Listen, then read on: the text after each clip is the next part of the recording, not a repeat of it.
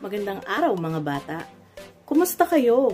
Ako nga pala si Teacher Beverly, ang inyong guro sa Araling Panlipunan sa ika-6 na baitang. Halina't sabay-sabay nating tuklasin ang mahahalagang pangyayari sa kasaysayan ng Pilipinas. Para sa linggong ito, ating tatalakayin ang mga kontribusyon ng ilang natatanging Pilipinong nakipaglaban sa kalayaan. Narito ang mga layunin. Una, natutukoy kung sino ang mga natatanging Pilipinong nakapagbigay ng malaking kontribusyon sa kalayaan ng ating bansa. Ikalawa, naiisa-isa ang mga kontribusyong kanilang naiambag sa ating kasarinlan. Ikatlo, nabibigyang halaga ang mga kontribusyon ng mga natatanging Pilipinong nakipaglaban para sa kalayaan. Ang araling ito ay nakasentro sa pagsibol ng Rebolusyong Pilipino. Sino-sino nga ba ang mga Pilipinong naging bayani noong panahon ng pananakop ng mga Amerikano? Siya si General Emilio F. Aguinaldo. Siya ay nakidigma sa himagsikan laban sa mga Kastila at Amerikano.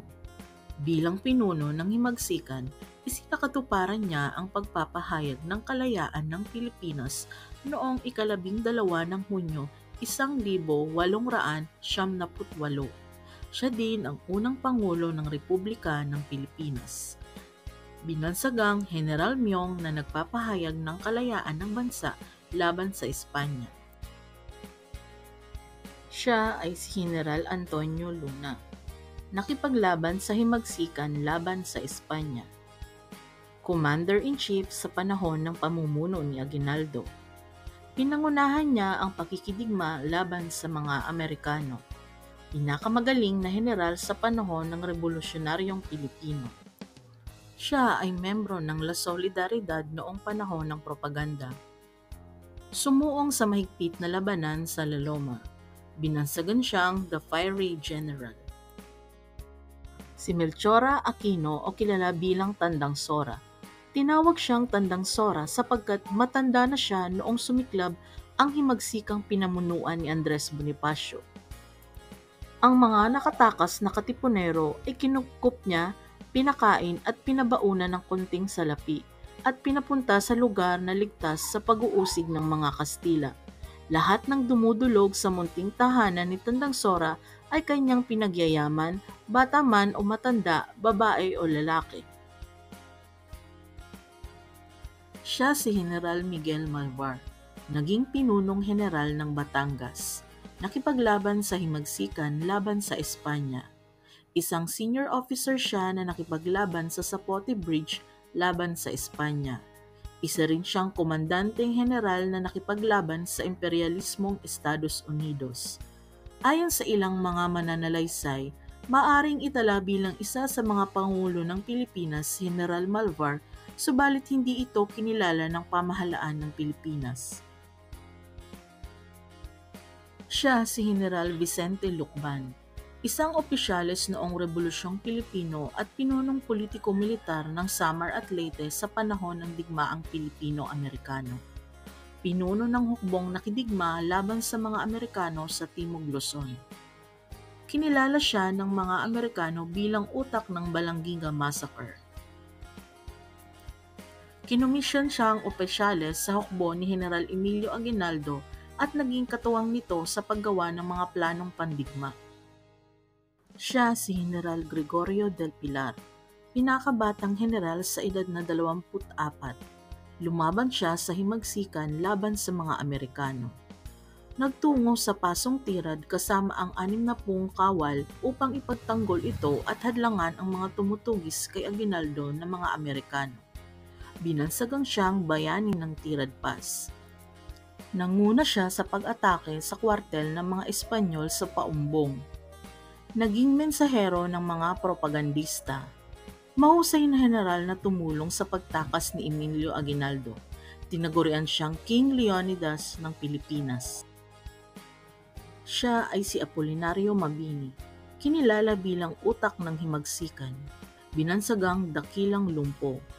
Tumangging manumpa at kilalanin ang kapangyarihan ng Amerikano kung kaya't naipatapon siya sa Guam. Aktibong miyembro ng La Liga Filipina at isinulat ang pagbangon at pagbagsak ng himagsikang Pilipino. Siya ay si Macario Sakay, lumaban sa himagsikan laban sa Espanya at digmaang laban sa mga Amerikano.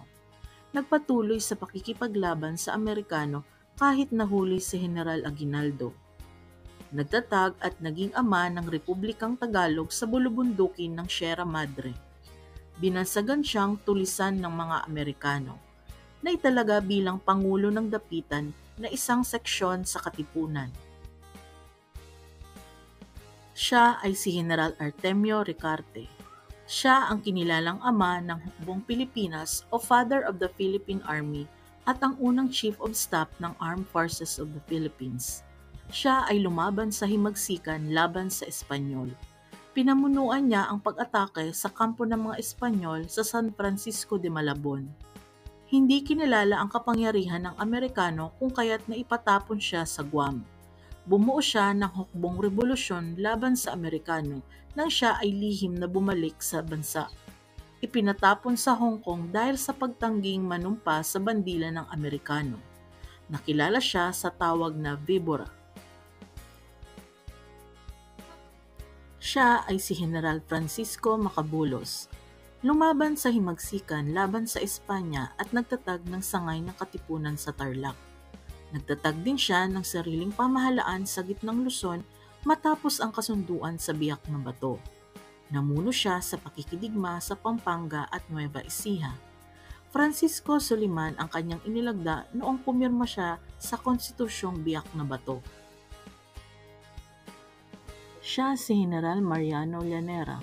Lumaban sa himagsikan laban sa Espanya sa Bulacan, Tarlac, Pampanga at Nueva Ecija. Namuno rin siya sa mga pakikidigma laban sa mga Amerikano sa Maynila. Sumapi sa Katipunan at nakatipo ng 3,000 tauhan sa pagsalakay sa garrison sa San Isidro. Siya ay si General Simeon Ola, isang magiting na pinuno ng mga revolusyonaryo noong panahon ng Espanyol at Amerikano at isa sa mga huling sumuko na general. Dahil sa kanyang matagumpay na pananambang sa mga kaaway, hinirang siyang kapitan ni General Vito Villarmino, ang pangkahalatang pinuno sa Bicol. Ipinagpatuloy niya ang pakikipaglaban sa kabila ng pagsuko ni General Villarmino.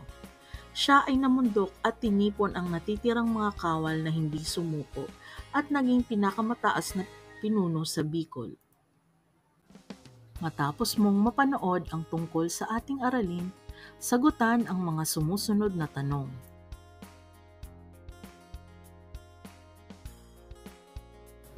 Ang tamang sagot ay letter C, Gregorio del Pilar.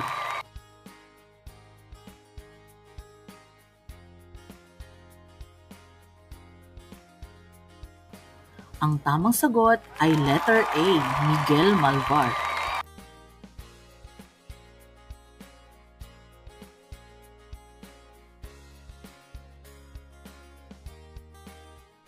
Ang tamang sagot ay letter B, Macario Sakay.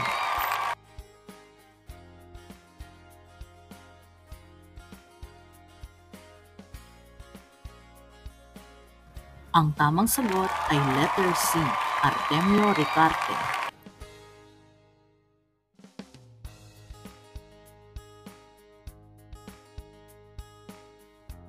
Ang tamang sagot ay letter D, Simeon Ola.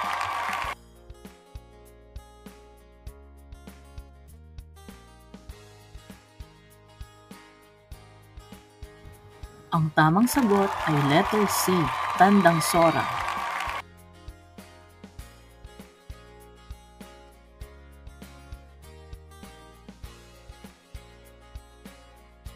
Ang tamang sagot ay letter B, Vicente Lucban.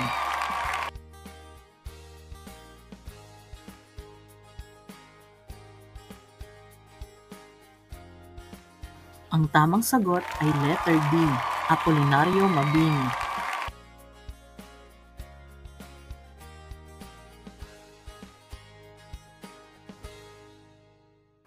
Ang tamang sagot ay letter A, Hunyo 12, 1898.